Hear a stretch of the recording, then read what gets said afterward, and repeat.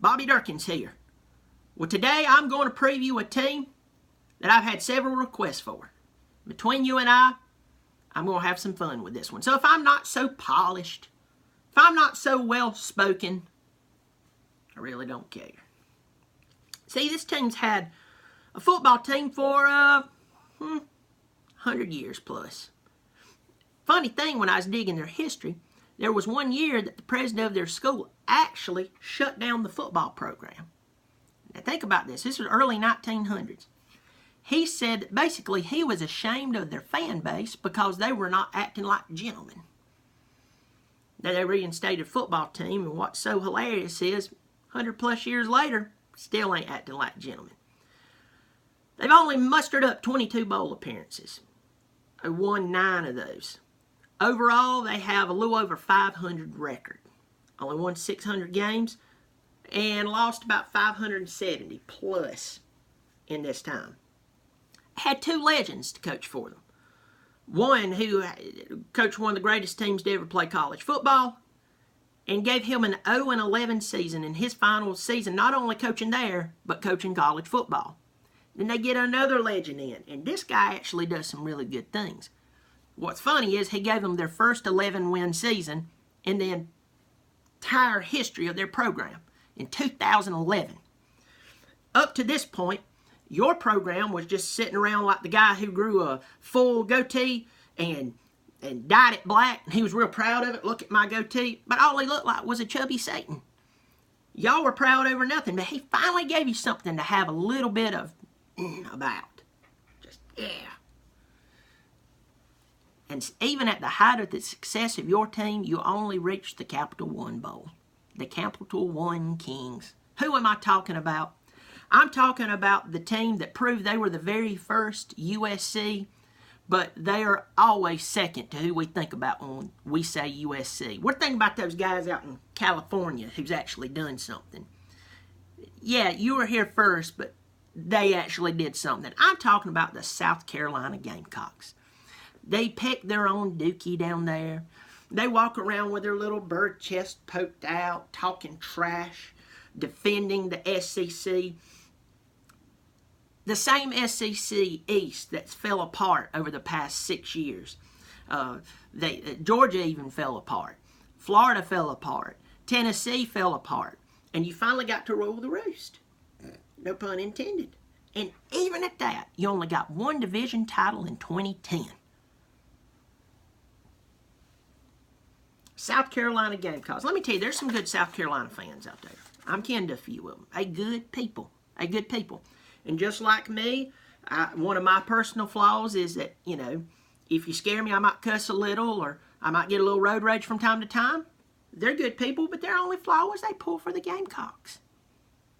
But the rest of the fan base is truly cocky, but they're cocky about what? Are they cocky about winning? Are they cocky about being dominant? Are they cocky about that they just like how the black and garnet looks when they wear it? And they look confident as they confidently lose the majority of the time. I mean, history doesn't lie. Let's be honest with ourselves. During that 5-year period, they beat Clemson 5 years in a row. And they owned Clemson. Half our team, I think, was scared of them, and I still don't know why. They didn't want to talk about history. You know why? Oh, well, this is right now. Now, every time you meet up with a Gamecock fan, what's the highlights they play? Let me show you some highlights. I know a guy showed my dad some highlights. Let me show you this. And it was 2013, 2012. The hit heard around the world. How'd that work out for you? Capital One Bowl, right? Yeah. Even in the time y'all beat us, we still went to the Orange Bowl and beat Ohio State. Is what it is. I'm trying to be fair here. But you got to think, this is the same people will see a kid walking around with this paw on his shirt and walk up and start talking trash to them. This is the same group of people that in their dominance, when some of our players were walking out on the field, you were throwing balloons filled with piss at them. That's a fact. That's not me making that up. It's fact. That's the class. It was last year when Debo Samuel actually got He lost his mind and got a flag thrown on him because he got so upset because their fan base, their corner, was throwing beer bottles on the field. One, I'll never forget it, landing in the corner of the end zone, exploding with spewing everywhere. Take a sip of Java.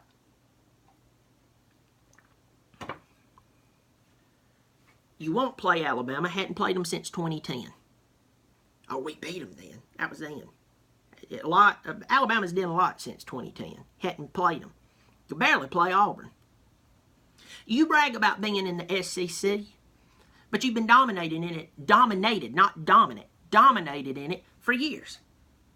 You're like the girl in the trailer park who gets beat by her husband but runs around town that you get beat by the biggest biceps in the trailer park. I mean, it's hilarious. It's a joke. You really think that you really think you're great? Hey, newsflash, Georgia, they're back. And don't you think that you're going to dominate them? Because here's the deal. Different coach. We beat them in those other years. Who was coach then? Different coach. Florida fired their coach, and he won 2 divisional titles. And they fired him for underperformance. If that was you guys, you'd name every street in Columbia after him.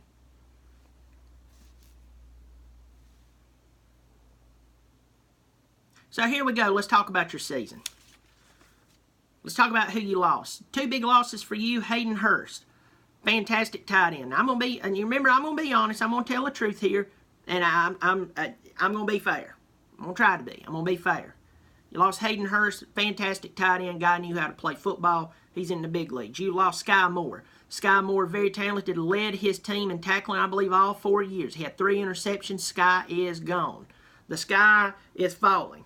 In this case, he went up to the big leagues. You return Jake Bentley. Jake Bentley, we know this is going to his 2nd year of starting. Well, he came in when he was a freshman. 1 minute, he throws really well, and then the next minute, he'll overthrow some passes.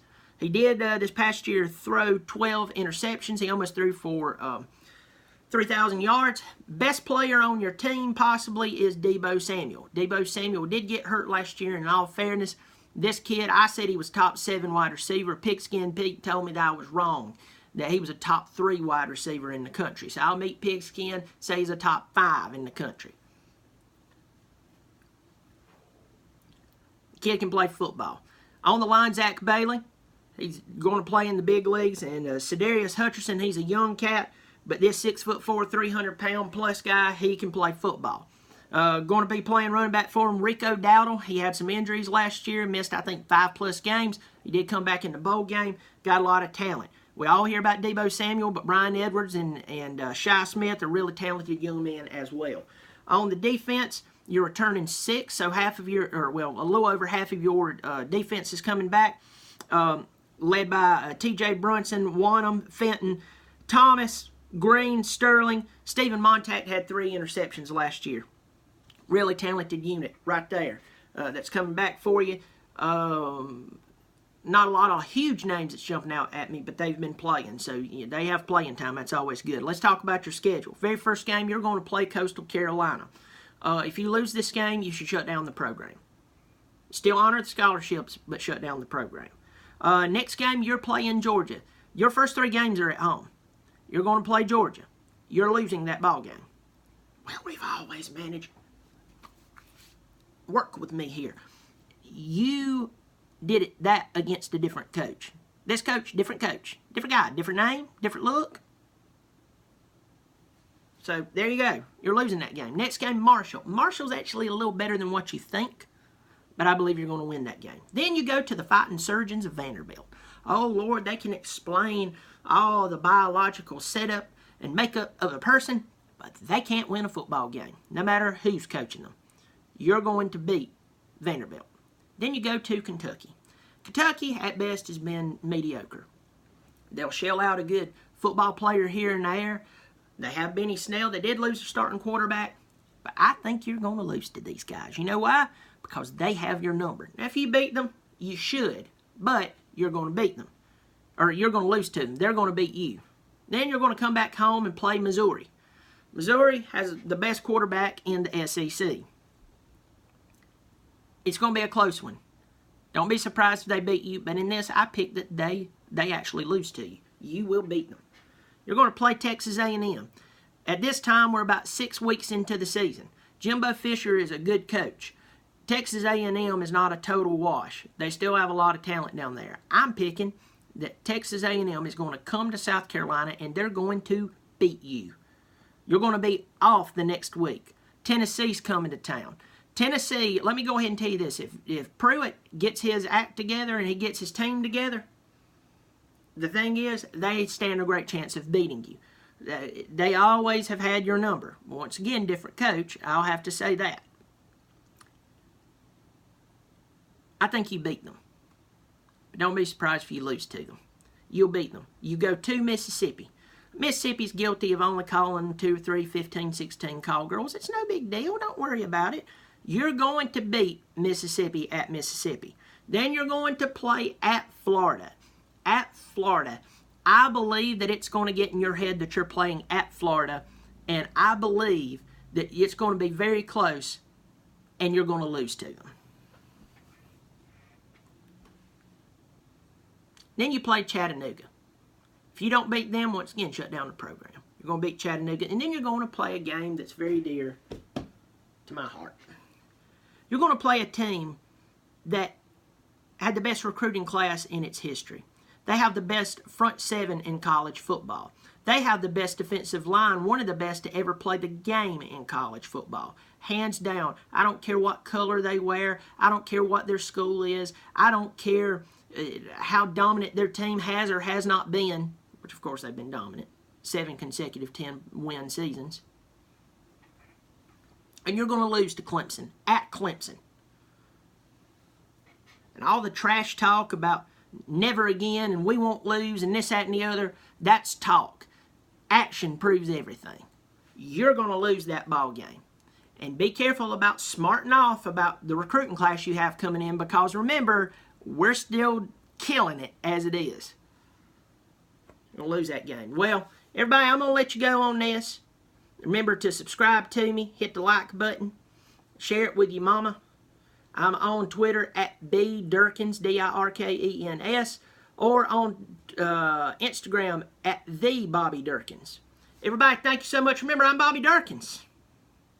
I'm right, and if you disagree with me, you're wrong. Bobby Dirkens.